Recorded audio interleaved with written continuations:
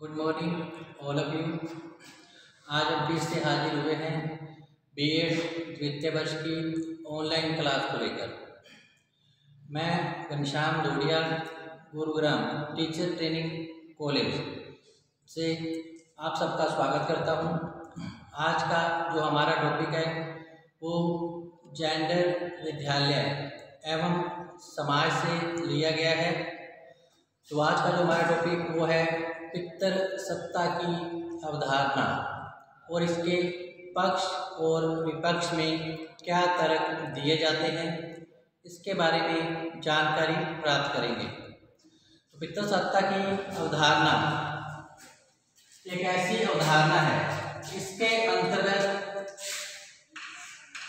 इसके अंतर्गत जो घर का वयोवृद्ध व्यक्ति जो होता है, पिता है, वो मुखिया घर का माना जाता है और प्रशासन जो सत्ता है वो घर के मुखिया या पिता के द्वारा ही संचालित की जाती है। इस प्रकार पितृ सत्ता का शाब्दिक अर्थ है पिता या कुलपति। पिता या कुलपति अर्थात पिता का या फिर वयोवृद्ध व्यक्ति, पिता या फिर घर का वयोवृद्ध व्यक्ति की सत्ता या शासन का पाया जाना है। अर्थात पितृ सत्ता एक ऐसी अवधारणा है जिसमें घर का जो मुखिया है वो वयोवृद्ध व्यक्ति को माना जाता है या फिर पिता को समझा जाता है। तो शासन सत्ता है वो घर के वयोवृद्ध व्यक्ति को सौंप दी जाती है। वही घर की अर्थव्यवस्था का संचालन करता है, परिवार के सभी व्यक्तियों की सुख सुविधा का ध्यान रखता है। सामान्य तौर पर पितृ सत्ता की अवधारणा का जो अर्थ है वो पुरुष वर्ग की शक्ति से लिया जाता है या फिर इनका जो कार्य होता है वो अपनी पत्नियों पर या महिलाओं पर हुक्म चलाना माना जाता है। लेकिन वास्तव में पितृ सत्ता एक ऐसी सामाजिक व्यवस्था है, वास्तव में पितृ सत्ता एक ऐसी सामाजिक व्यवस्था है जिसके अंतर्गत पिता या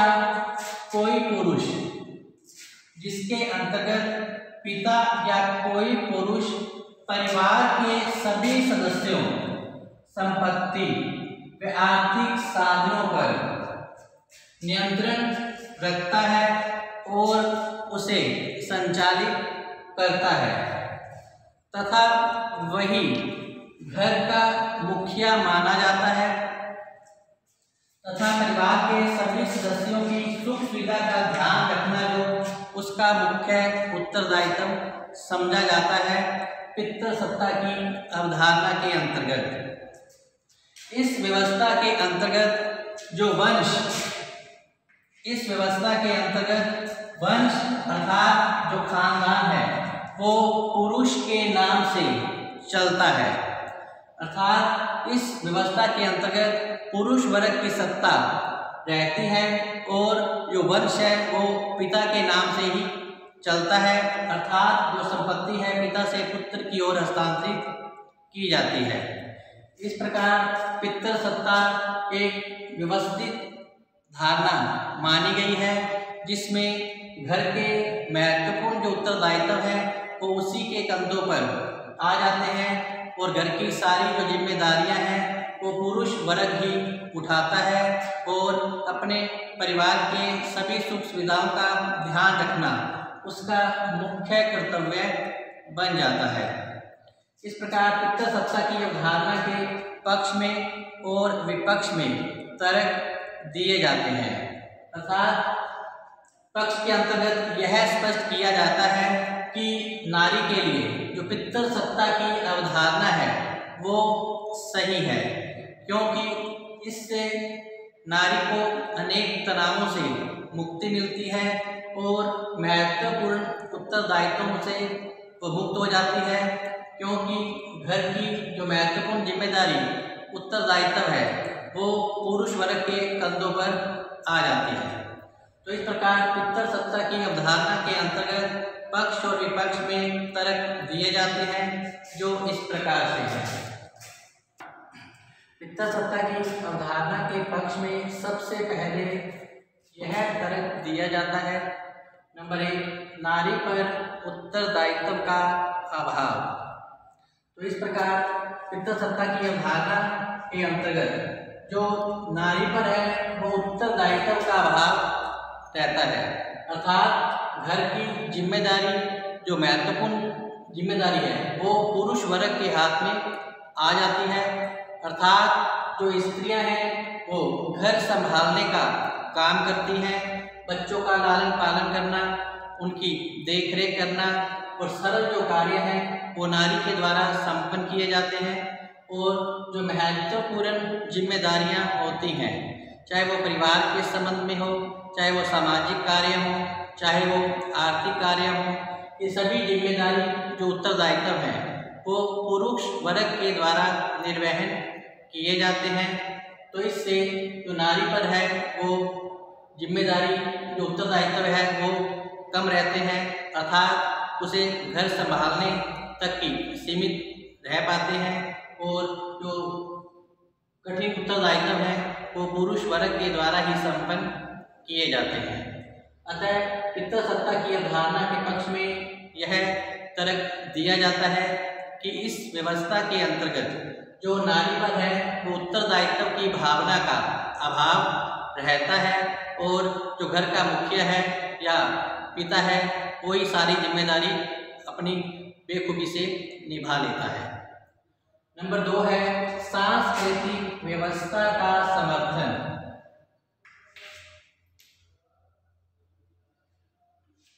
नंबर 2 है सांस्कृतिक व्यवस्था का समर्थन। तो सांस्कृतिक व्यवस्था के अनुरूप भी पितृसत्ता की अवधारणा को स्पष्ट किया गया है और इसके समर्थन में बातें कही गई हैं, अर्थात इसके द्वारा जो पितृसत्ता के आधार पर ही जो है यह समझा जाता है कि जो नारी है वो गृह निर्माण में सर्वोत्तम कार्य कर सकती है, अर्थात उसे गृह निर्माण और साज सज्जा की जिम्मेदारी उसके हाथों में ही सौंप दी जाती है। इसके अलावा घर में आए अतिथि सत्कार और बच्चों की देखरेख करना, उनकी संभाल करना, ये सभी जो कार्य हैं वो सांस्कृतिक व्यवस्था के अंतर्गत स्त्रियों को ही सौंप दिए जाते हैं, क्योंकि यह सरल कार्य है। अतः स्त्रियां इसको आसानी से कर लेती हैं। अतः सांस्कृतिक व्यवस्था के अनुरूप स्त्रियों को कर्तव्यों और दायित्वों का निर्वाह पितृसत्ता की अवधारणा के अंतर्गत करना पड़ता है और इस व्यवस्था के द्वारा रसोई घर में भोजन बनाना और परिवार के सभी व्यक्तियों को प्रेम पूर्वक खिलाना, ये सब जिम्मेदारी स्त्रियों की ही रहती है परिवार के अंतर्गत। तो इस प्रकार जो सांस्कृतिक व्यवस्था है वो स्त्री वर्ग के द्वारा इसका जो है प्रारंभ या व्यवस्था की जाती है। पितृसत्ता की अवधारणा अक्सर संयुक्त परिवारों में पाई जाती है। वर्तमान में भी पितृसत्ता का जो स्वरूप है वो आज भी प्रचलित है और जो घर का मुखिया वो वयोवृद्ध व्यक्ति या फिर पिता को ही समझा जाता है और घर की महत्वपूर्ण जिम्मेदारियां उसी के कंधों पर रहती हैं। तो इसी प्रकार जो तीसरा कार्य है धार्मिक व्यवस्था का समर्थन। तो पितृसत्ता की अवधारणा के पक्ष में जो तीसरा मत है वो है धार्मिक व्यवस्था का समर्थन पितृसत्ता की अवधारणा के अंतर्गत किया जाता है। तो धार्मिक व्यवस्था जो है वो वैदिक काल से भी इस व्यवस्था का समर्थन किया गया है कि जो शासन सत्ता है वो पुरुष वर्ग के हाथ में रहती है और जो स्त्री है उसे अपने पति के अधीन माना गया है। जो स्त्री अपने पुरुष की हर सुख सुविधा का ध्यान में रखती है वो स्वर्ग में जाती है। तो इस प्रकार स्त्री को पुरुषों के अधीन माना गया है और पुरुष की जो है शासन सत्ता करना, इसके अंतर्गत प्रमुख कर्तव्य पुरुष का समझा जाता है। तो इस प्रकार विविध धर्म ग्रंथों में भी जो पुरुष को प्रधान समझा गया है, और इसके अलावा धार्मिक मान्यताओं में भी स्त्री और पुरुष को जो है एक दूसरे की सहयोगी के रूप में जो है मान्यता प्रदान की गई है। नेक्स्ट है 4 नंबर, पुरुषों के दायित्व में वृद्धि।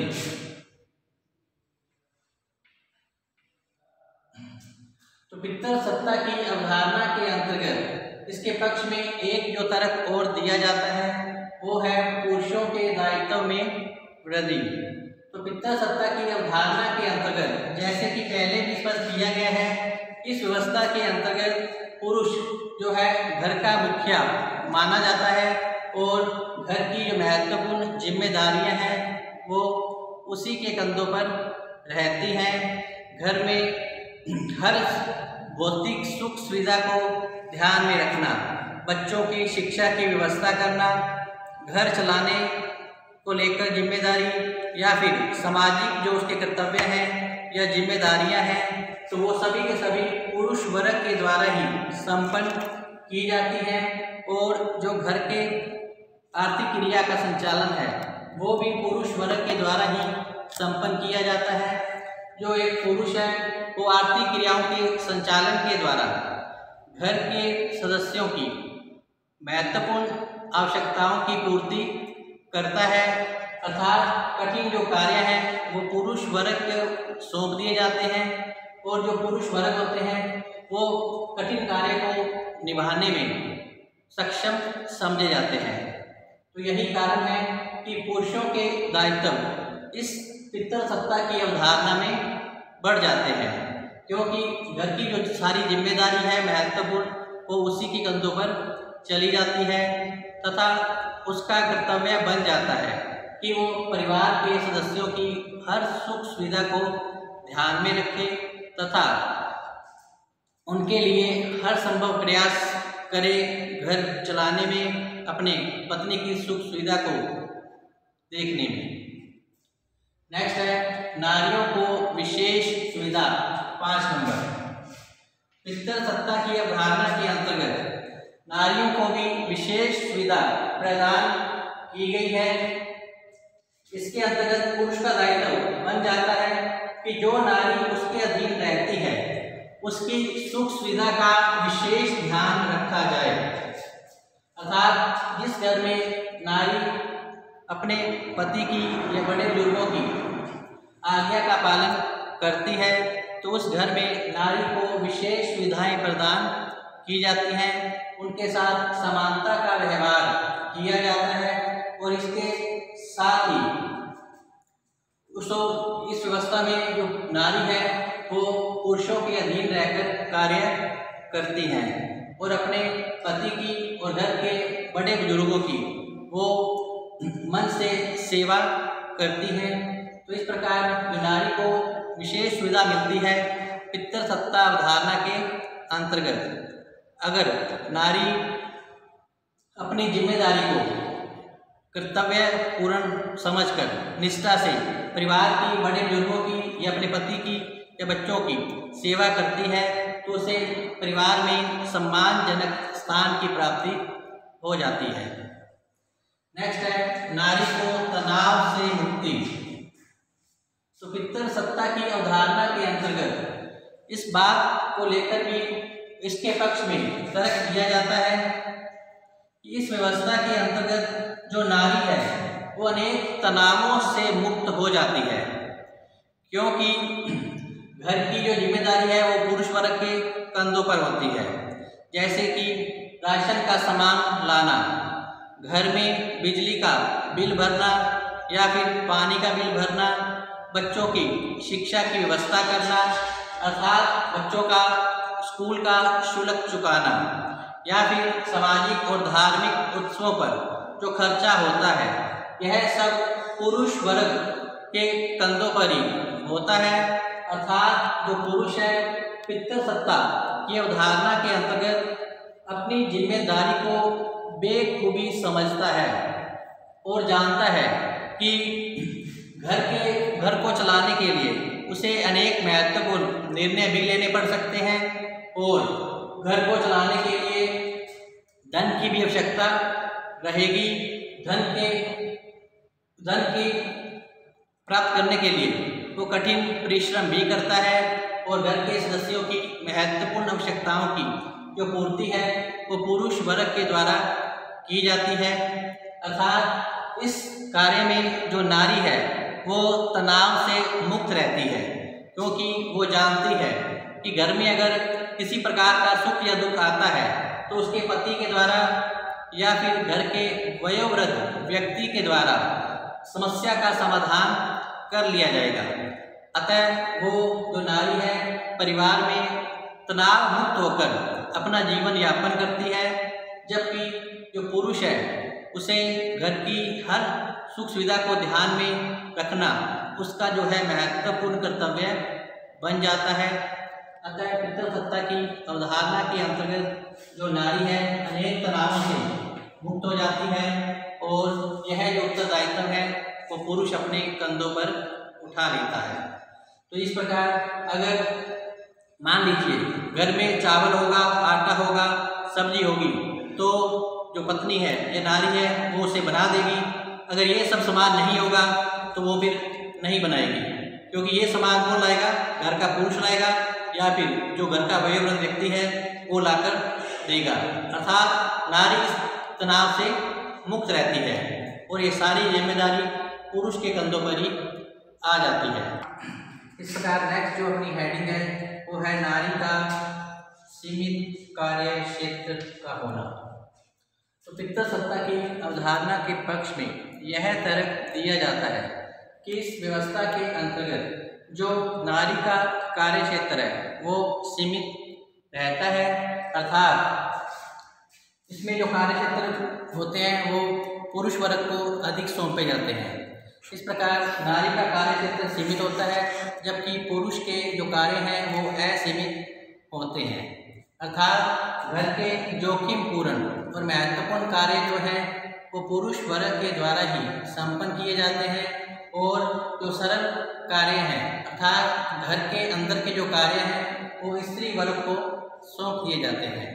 तो इस प्रकार इस व्यवस्था में नारी को अनेक तनावों से मुक्ति मिलती है और बड़ी सरलता से ही वो अपने घर की जिम्मेदारी को उठा लेती है और उसे अच्छे से संचालित भी करती है, जबकि पुरुष वर्ग के द्वारा जोखिमपूर्ण कार्य किए जाते हैं परिवार की आवश्यकताओं की पूर्ति के लिए।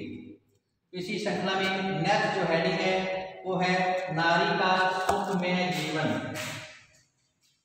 नारी का सुखमय जीवन।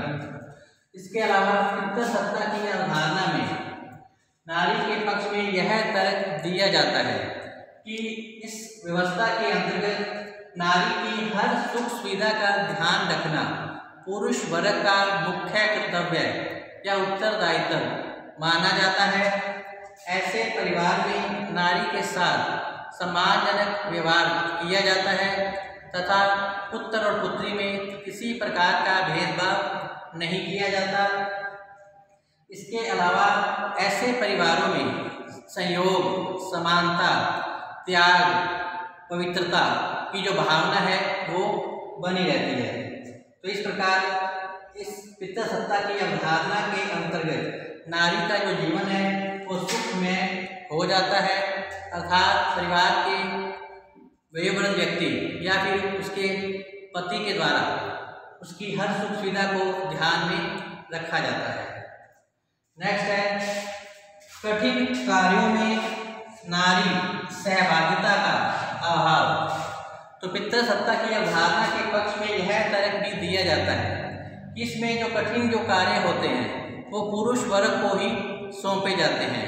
अर्थात आर्थिक क्रियाओं का संचालन करना ये पुरुष वर्ग के द्वारा संपन्न किया जाता है और घर गृहस्थी के जो जिम्मेदारी है वो स्त्री वर्ग को सौंप दी जाती है।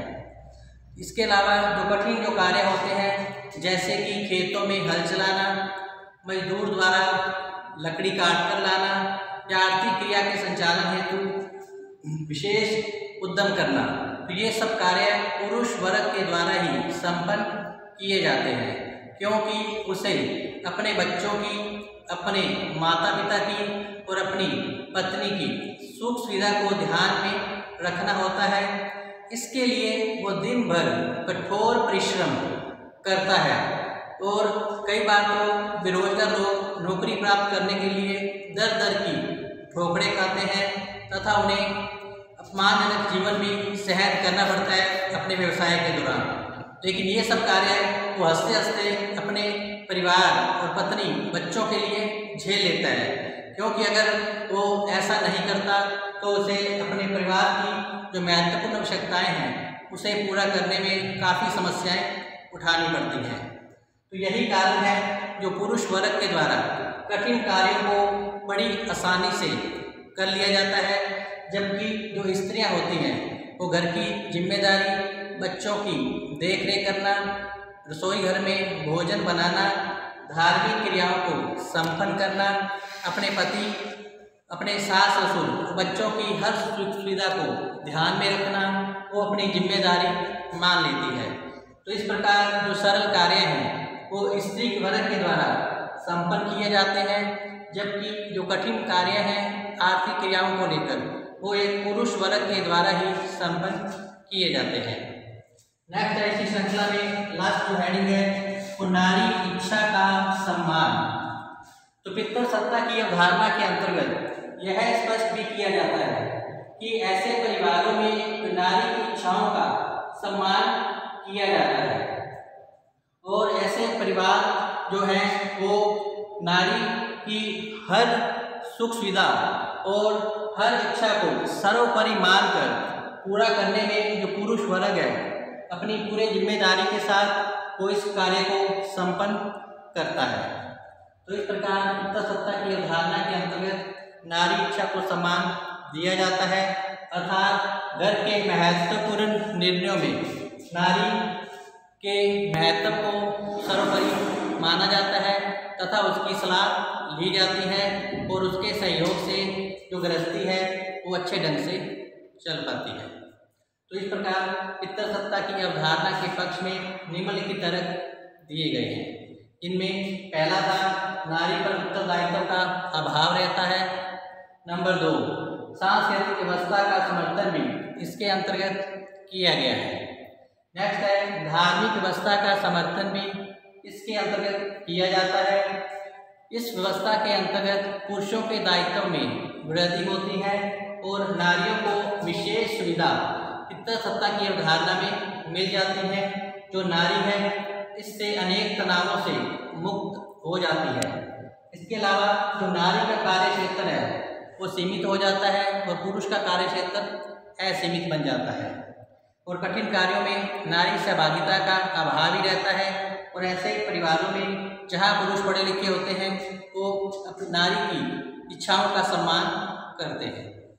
तो इसके साथ ही आज की यह टॉपिक है पितृसत्ता की अवधारणा, इसके पक्ष में तर्क आज हमने कंप्लीट कर लिए हैं। कल हम पितृसत्ता की अवधारणा के विपक्ष में तर्क को देखेंगे और इसकी आदर्श व्यवस्था किस प्रकार होनी चाहिए उसके बारे में जानकारी प्राप्त करेंगे।